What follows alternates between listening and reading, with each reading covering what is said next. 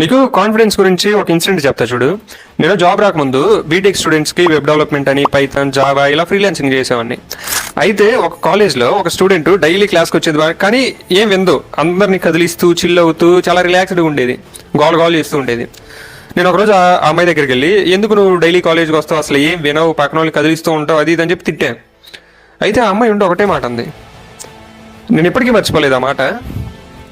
Sir, if I need this, I learn this in 1 week. అంటే నాకు ఇది నిజంగా కావాలంటే నేను 1 వీక్లో నేర్చుకోగలను.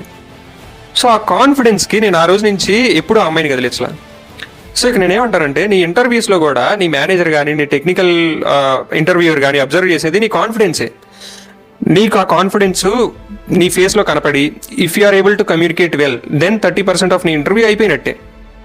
అండ్ సైకలాజికల్గా నీ కాన్ఫిడెన్స్ని పెంచుకోవడానికి నీకు ఫ్యాక్ట్ చెప్తా చూడు, ఇది నాకు చాలా హెల్ప్ అయింది. ఎప్పుడైనా సరే రోజుకి 4 సార్లు నీకు నువ్వు అనుకో, అండ్ ఇది నమ్ము, నాకంటే తోపేవాళ్ళు లేడు. సో గుర్తుపెట్టుకో, ఈ డైలాగ్ని మనకంటే తోపేవాళ్ళు లేడురా అనే డైలాగ్ ఉంటుంది కదా, ఈ డైలాగ్ని రోజుకో 4 సార్లు నువ్వు అనుకో, అండ్ ఇది నమ్మడం స్టార్ట్ చేస్తుంది చిన్నగా నీ బ్రెయిన్. సో ఎప్పుడైనా గుర్తుపెట్టుకో, కాన్ఫిడెన్స్ చాలా చాలా చాలా ఇంపార్టెంట్.